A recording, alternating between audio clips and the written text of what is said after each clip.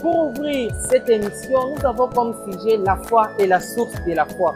Bienvenue dans notre première émission qui s'appelle la révélation de la parole. Moi, c'est votre frère Israël de l'église évangélique de Grâce de Dieu. Je ne serai pas seule sur ce plateau. Je vais faire appel à ma sœur Crécia, la servante de Dieu, qui va m'accompagner sur ce plateau. Shalom, maman Crécia. Shalom, papa. Vous allez bien?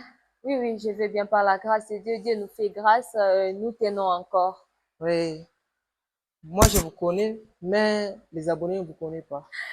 Oui, pour ceux qui ne me connaissent pas, moi, je m'appelle Gracia, une servante de l'église La Grâce de Dieu. Oui, merci. Maman Crécia, la question qui nous a été posée, c'est la foi et la source de la foi. La- Comme première question, nous avons qu'est-ce que la foi? Qu'est-ce que la foi? Une très belle question que je dirais peut-être un bon nombre de gens ne connaissent pas encore. Non, je n'ignore pas que les autres connaissent déjà. La foi, je vais le définir en des dimensions, bien en des étapes. Premièrement, je vais commencer avec la définition selon les dictionnaires. Oui. Selon les dictionnaires, la foi est définie comme une confiance, une croyance en quelqu'un ou bien une confiance dans quelque chose. C'est ça la foi. Je fais confiance à ma mère, j'ai une totale croyance dans mon père. Là, c'est ce qu'on appelle croyance, soit la foi dans selon les dictionnaires. Et selon la Bible, je vais définir, selon la Bible, je vais prendre le livre de Hébreux, le chapitre 11, le verset premier, là où il est dit. Oui, référence biblique à Oui, l'appui. oui, là, c'est pour cela que j'ai dit, je prends le livre d'Hébreux, le Oui. chapitre 11, le verset premier, il est dit ceci. Oui. Or, la foi est une ferme assurance des choses qu'on espère, une démonstration de celles qu'on ne voit pas. Ça, c'est la définition biblique. Là, on dit, la foi est une ferme assurance des choses qu'on ne voit pas, une démonstration de celles qu'on ne voit pas. Des choses qu'on ne voit pas, une ferme assurance, c'est ça même la définition biblique selon la Bible. Je crois en quelque chose, j'ai une ferme assurance en disant que j'aurai telle chose, j'aurai ceci ou cela. C'est ça même la foi selon la Bible. Oui, merci. Comme deuxième question, la question est comment peut-on avoir la foi? Comment peut-on avoir la foi? Donc la provenance, la source de la foi. Je vais commencer par une introduction. Même les eaux que nous voyons ont toujours eu une source. Oui. Même moi qui vous parle là, j'ai une source, j'ai deux parents. Les parents ont deux parents, donc j'ai une origine. La foi aussi a une origine. Euh, pour parler de l'origine de la foi ne vient que par ou au travers la parole de Dieu. Oui. Là, nous allons prendre comme référence dans Romains, le chapitre 10, le verset 17, où il est écrit « Ainsi, la foi vient de ce qu'on entend, et ce qu'on entend vient de la parole de Christ. » Si et seulement si la personne a écouté la parole de Christ, cette personne automatiquement a la foi. Cette parole crée la foi. C'est alors que la personne me dira ou bien dira que il a ou elle a une foi. Et la foi vient que de la parole de Christ. Si je peux aussi généraliser, il y a de ceux-là aussi qui mettent foi dans telle ou telle autre histoire. On l'a rencontré, je peux donner même une histoire je dirais, ce qu'on étudie à l'école, Diedocao et autres. Je crois que Diedocao a découvert ceci, Christophe Colomb a découvert plutôt ceci ou cela. C'est aussi une foi dans cela. Donc, là, je peux dire c'est une foi scientifique. Oui. Mais vu que nous sommes dans l'émission, la révélation de la parole, c'est de la parole de Christ. Donc, la foi en Christ, la foi d'un chrétien, provient que de la parole de Christ. Oui. La troisième question est un chrétien sans parole peut-il avoir la foi? Un chrétien sans parole, maman. Un chrétien sans parole. Oui. Je peux aussi d'abord m'étonner, bien m'exclamer en disant, il est devenu comment chrétien? Comment est-ce que ces chrétiens est devenu chrétien? Parce que le mot chrétien là, c'est un mot lourd. Oui. C'est un concept que c'est seulement le portant de la sémence de Dieu qui peuvent obtenir ces droits-là d'être appelés chrétiens. Oui. Même les disciples ont été appelés chrétiens, c'est à travers des comportements.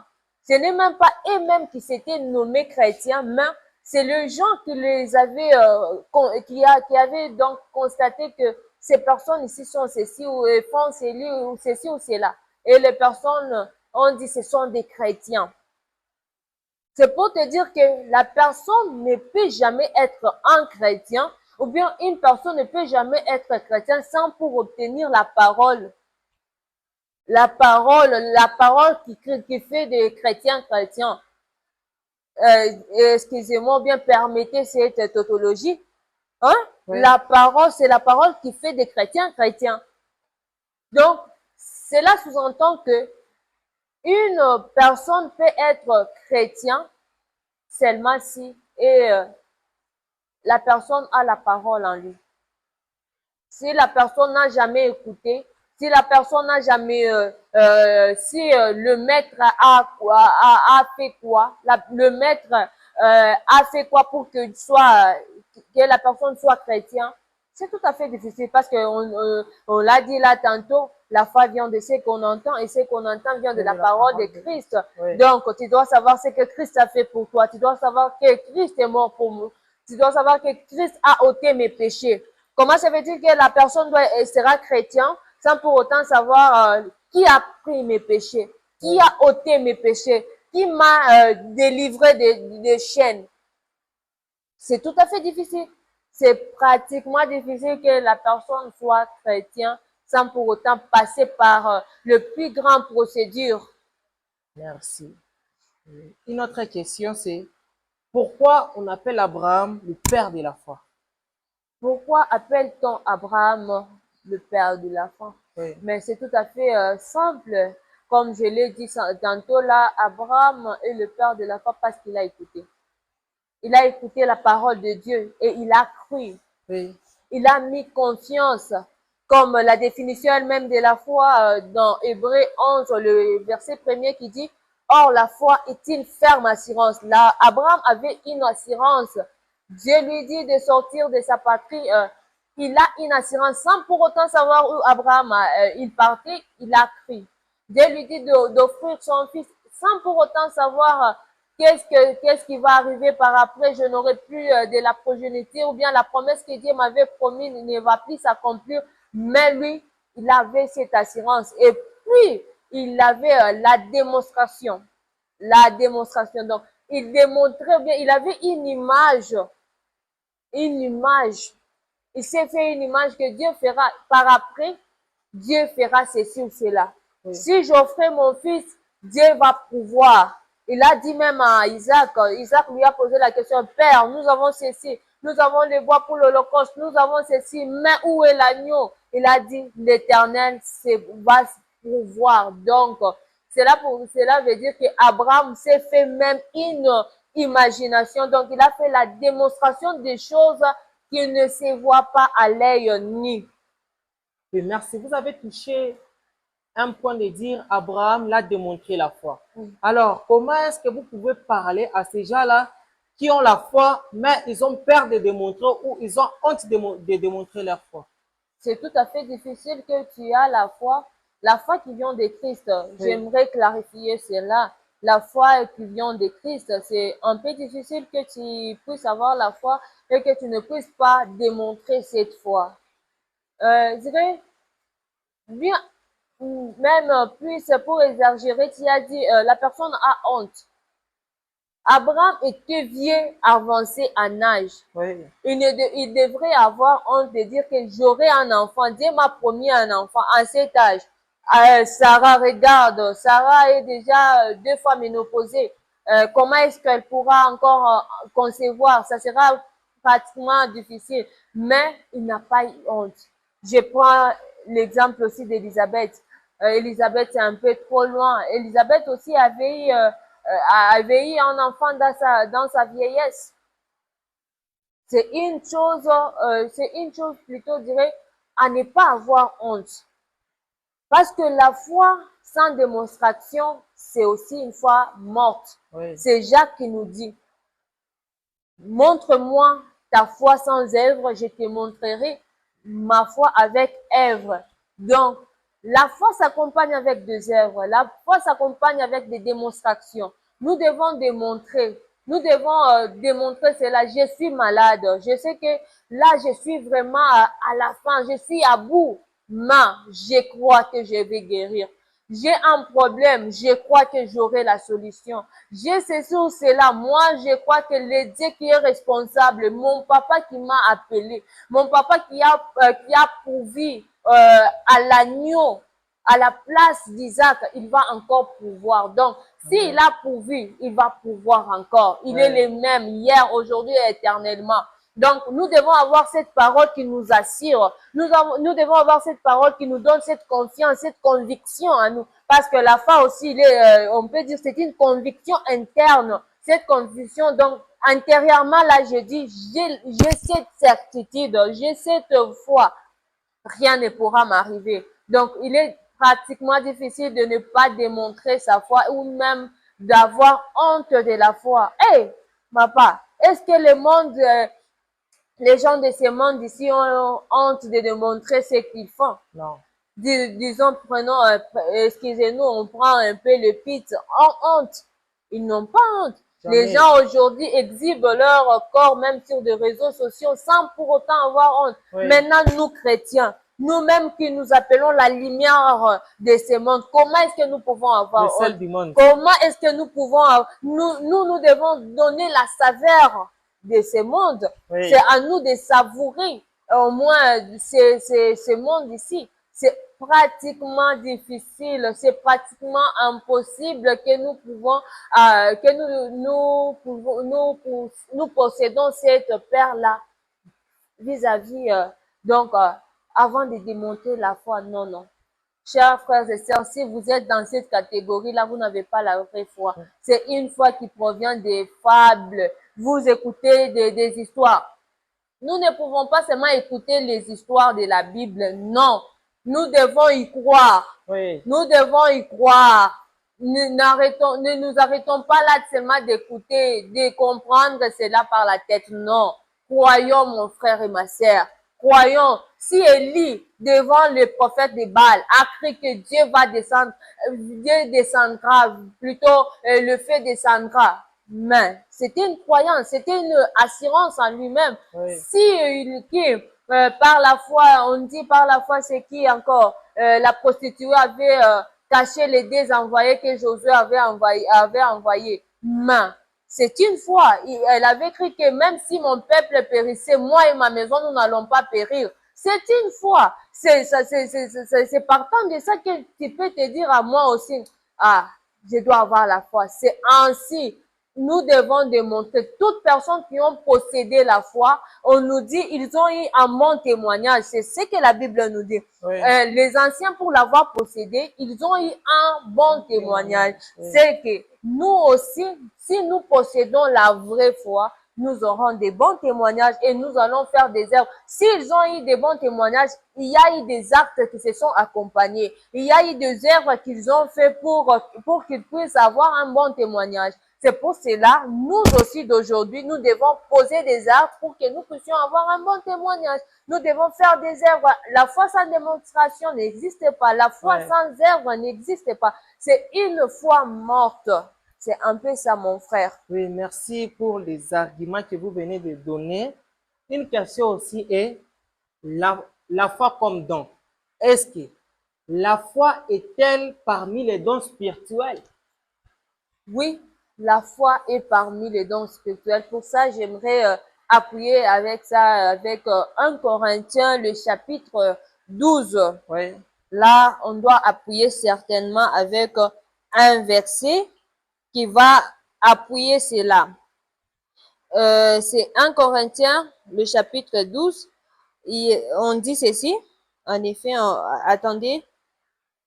Là où il est dit, le même esprit donne aussi un don, un don aussi comme foi.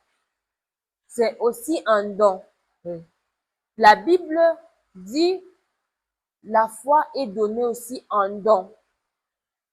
Il y a des personnes aussi qui sont dotées de la foi comme don. Cela veut dire que lorsque nous recevons la parole, soit nous écoutons la parole, Oui. ces dons-là nous est donné à l'instant où nous croyons, Oui. à l'instant où nous laissons nos portes de notre cœur ouvertes.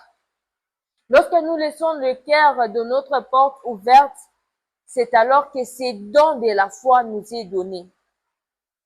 Lorsque nous laissons donc libre accès à la parole de Dieu, ces dons nous est donné. Oui. C'est de même, mon frère et ma sœur, toi qui m'écoutes en ce moment. Si tu laisses libre accès à la parole, si tu laisses que la parole de Christ transgresse ton cœur, je t'assure que les dons de la foi te sera accordé au même instant, instantanément. Le don de la foi te sera accordé, mon frère. C'est ça même un don de la foi nous est donné. Les dons de la foi, voulais-je dire, nous est donné à l'instant où nous avons crié. Donc, à tout celui qui croit en Jésus-Christ reçoit déjà les dons de la foi. Tout celui qui croit en Jésus-Christ a les dons de la foi. Oui. C'est ça. Donc, c'est ça. Si tu crois au Seigneur Jésus-Christ, le jour même, l'instant, la seconde, la tierce, la minute que tu crois, déjà tu as un don qui t'est donné. Oui, merci. Une autre question est, l'église sans don, cette église peut exister sans don comme foi? Le même verset que je t'avais dit, sans don comme foi. Oui. Non, non, cette église ne peut pas exister. Parce qu'on nous dit, tous les dons qui nous est donnés, ces dons-là est pour l'utilité commune de la communauté, de tout un chacun. Je prends l'exemple de l'église primitive. Et on nous dit d'ailleurs, dans leur marche, ils étaient donc assidus aux enseignements. Ces enseignements-là produisaient la foi. Il y avait 4 principes qui régissaient au moins l'église primitive. Il y avait la faction du pain, il y avait l'enseignement et les 2 autres. Donc, ils continuaient, c'était des personnes qui continuaient dans l'enseignement. Et cet enseignement produisait de plus en plus la foi. Et l'église sans la foi, ou bien la communauté sans la foi, il est pratiquement difficile que cette communauté puisse subsister. Parce que sans la foi, il peut y avoir des tempêtes qui peuvent s'élever et faire tomber cette église. Oui. La foi, c'est ça même les sous-bassements. Si une maison est construite sans fondement, cette maison, c'est très facile que cette maison puisse s'écrouler. Mais la maison qui a une fondation solide, c'est très difficile. Même Jésus-Christ avait illustré une parabole de la personne qui avait construit sa maison sur les sables, l'autre qui avait construit sa maison sur le roc. Donc, cela veut dire que notre foi, la foi de la communauté, c'est Jésus-Christ. Oui. Cette foi est basée sur Jésus-Christ, c'est qui signifie que la personne là ou bien l'église n'a pas Jésus-Christ. Et l'église est constituée de membres de Jésus-Christ. Ce sont les membres, la main de Jésus-Christ, les yeux, le pied et tout. C'est ça même le corps du Christ. Oui. Et le fondement même, c'est ça même la foi. Le fondement est posé sur la parole de Christ. Et l'église sans foi, cette église ne subsistera pas. Merci. Une autre question avant la dernière. Est-ce que Dieu peut se repentir du don qu'il a donné? On peut prendre l'exemple de nos musiciens congolais. On ne peut pas citer les noms parce que nous sommes dans l'église. Nos artistes peuvent nous chanter. Vous entendez, cette personne a un don de chanter. Et Dieu, s'il voit ça, il ne chante pas pour, je peux dire, pour fortifier l'église. Dieu peut se repentir de ce dons qu'il a donné. Je peux répondre de cette manière. Il y a un talent et un don. Là, nos musiciens ont des talents. Même le chanteur qui chante à l'église, il y a des talents. Si nous parlons maintenant dans le cadre, moi, du don que Dieu donne. Dieu donne un don, c'est lorsque tu es à lui. Prenons l'exemple d'un parent dans une maison. Lorsque tu n'es pas son fils ou sa fille, le parent peut partir payer, je dirais, il calcule dans sa tête, je paie ceci pour tel, ceci pour tel, ceci pour tel. Plutôt en connaissant au moins le nombre de ses enfants. Il y aura des dons qui sera donné à tout enfant de ces parents-là. Oui.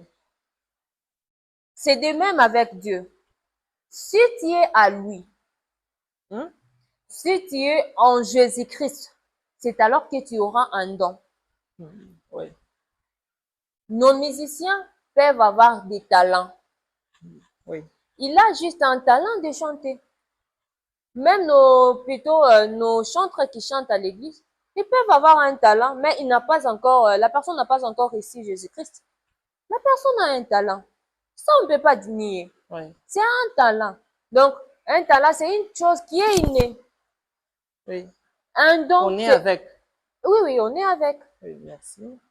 Peut-être je peux prendre, hormis le chant, il y a de ces gens qui ont des talents de vendre. Oui. Lorsque lui, il touche quelque chose dans les commerces, ça va. Lorsque la personne fait ceci ou cela, ça va. Il y a des personnes aussi qui sont douées à l'informatique.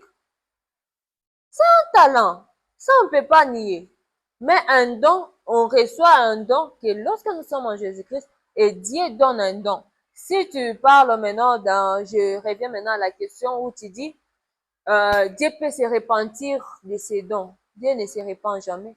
Dieu peut donner un don à la personne, dirait un don de prophétie. Oui. Et si la personne rétrogradée, Dieu ne peut jamais se repentir. La Bible dit, il ne se repent jamais de ses dons. Mais au moins, la flamme qui brillait en toi va s'éteindre. Merci. Comme dernière question, quel est le conseil que vous pouvez donner à nos abonnés qui nous suivent à présent? Nos abonnés qui n'ont pas la foi, quel est le conseil que vous pouvez leur donner?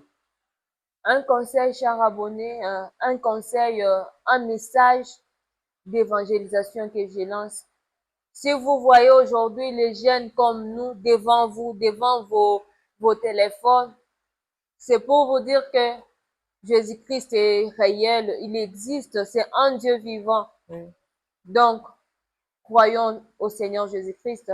Comme je l'avais dit tantôt, ouvrons nos cœurs.